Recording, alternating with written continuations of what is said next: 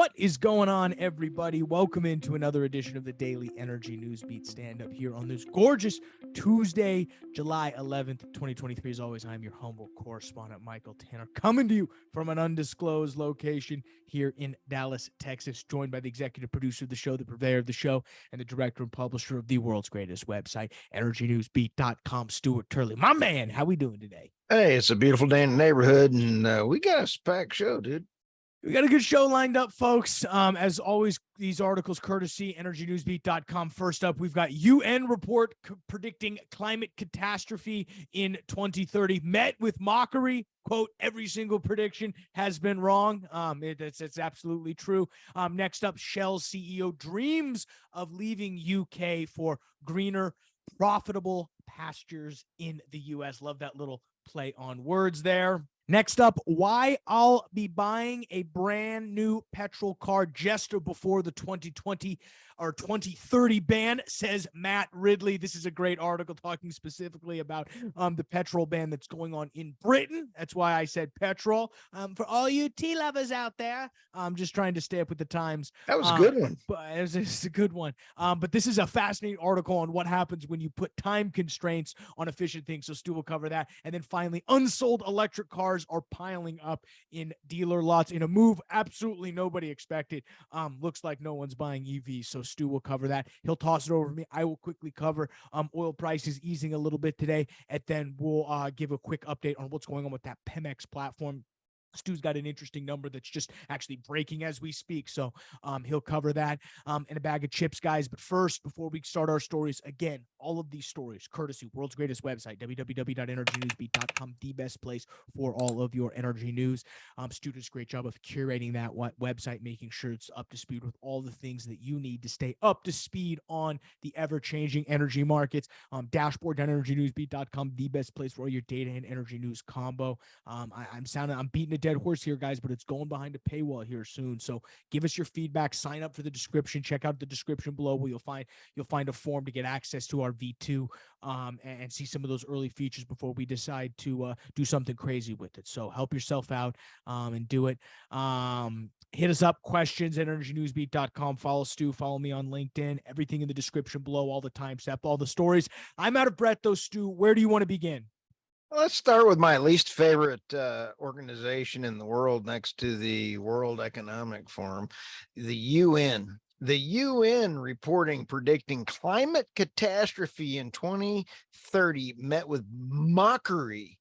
Every single prediction has been wrong. They got brutalized, Michael, on Twitter. I mean, who came up with this title? This is a Fox News article. Okay, makes sense. Yes, it was not me. I'm standing innocent on it. I was like, this seems. I was like, ooh, this is a Stu title. No, it was too good. It caught my eye. Let's see here. United Nations released a report on Monday that claimed the planet will approach catastrophe threshold in 2030 unless further action is taken. It says that global average temperatures are expected to rise 1.5 Celsius above pre-industrial levels. Anyway, this just makes me airsick. Let's see. They started for 40 years. They've been claiming this, and nothing has happened. Let's go through some of the numbers on this thing. I love all of the tweets they've quoted in here. Climate apocalypse has been 5 to 10 years away for the last 70 years. Ain't that the truth? Oh, yeah. Isn't that great? Sean Parnell, USA. Quick, everyone, jump on their private jets to discuss this immediately from Carol. I love that one. And then you have Ahmed Al-Askin, I probably butchered it. AOC promised it was going to happen again sometime in 2018. Al Gore said it was 2014. Elijah Manley, because we were ran by psychopaths, we won't do anything and the consequences won't be severe at all. By psychopaths. But you know, Michael, this is the first time that I've ever seen Fox News say that the climate from UN has actually been beat up by folks on Twitter. That's giving credence to Twitter's, beating them up. And then the last quote in here: humanity is on thin ice and the ice is melting fast. Humans are responsible for virtually all global heating over the last 200 years. We're all dead, Stu. This article says all you need to say. What's next? Okay, let's go to the next one. I'm sorry, I got really tickled. And by the way, we've been banned by the UN on several things. So, you know, I got to hand it to the UN for being idiots. Let's go to Shell.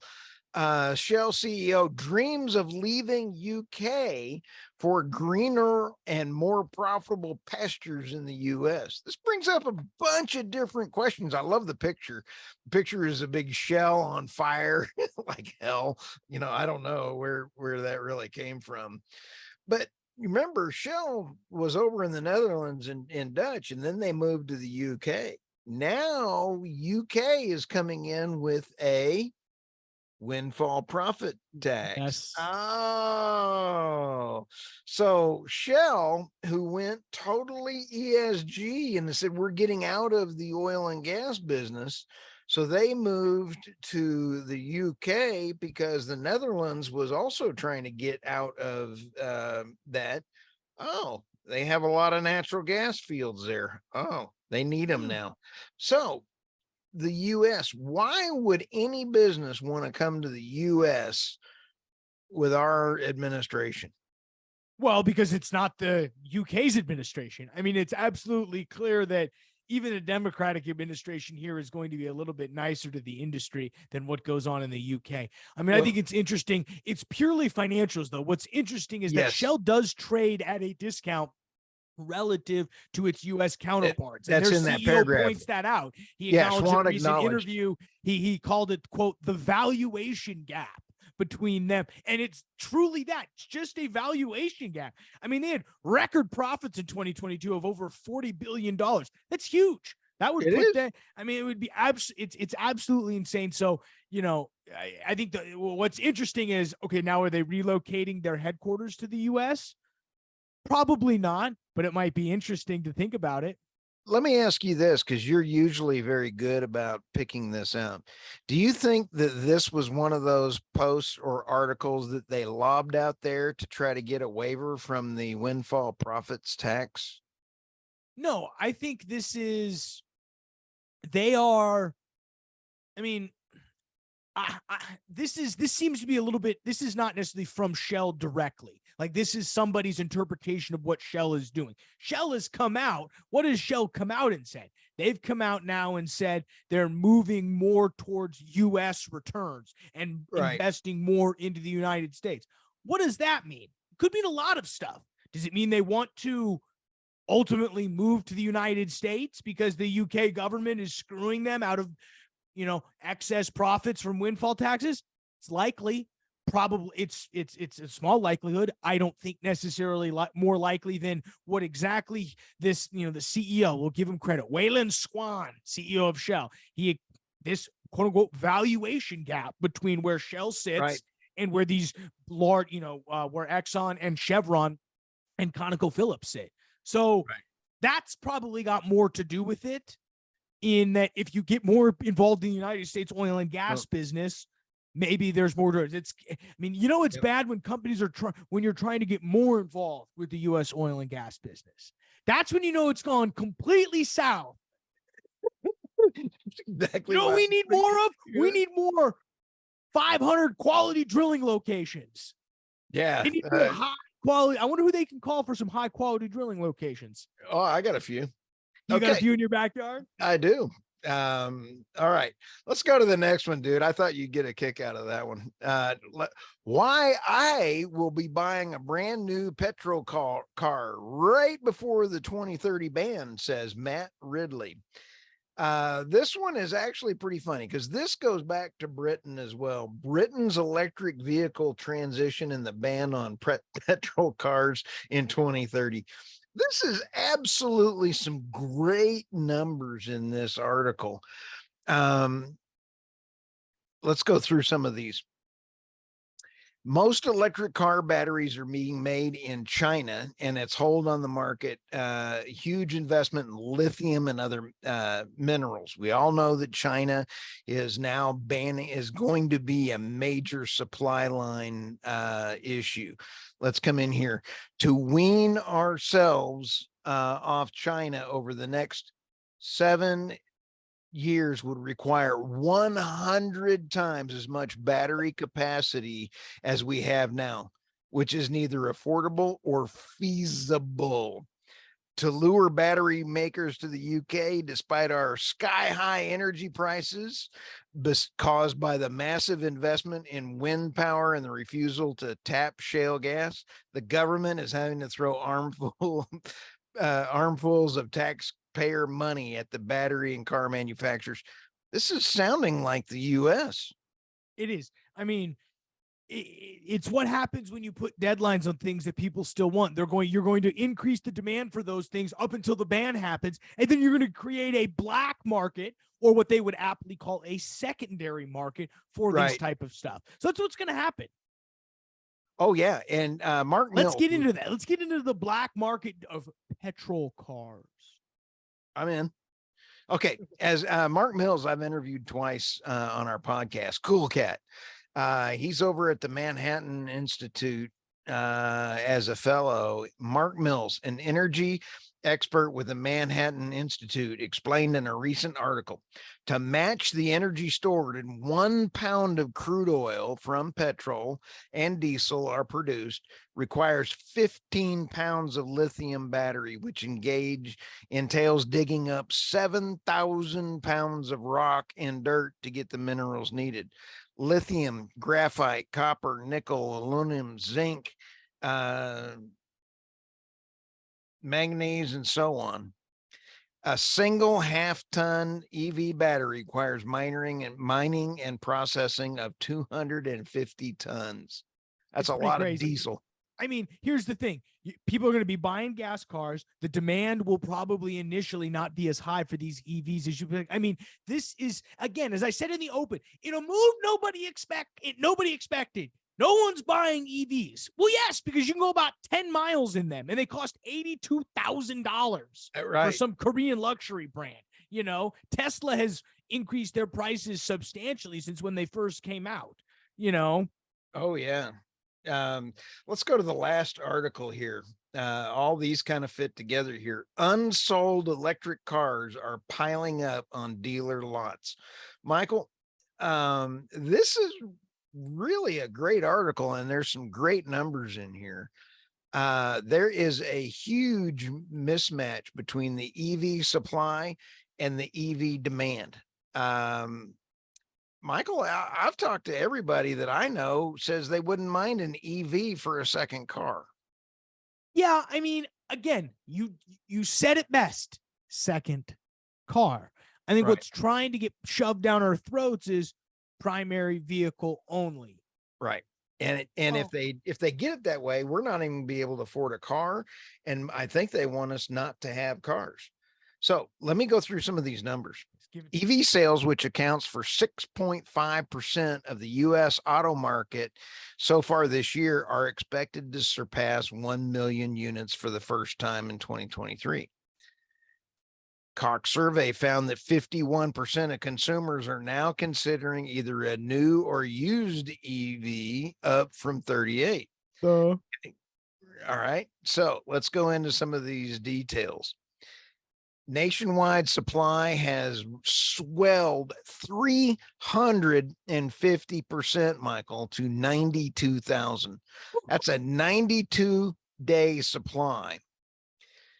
Dealers normally have a 54-day supply worth of gasoline in inventory.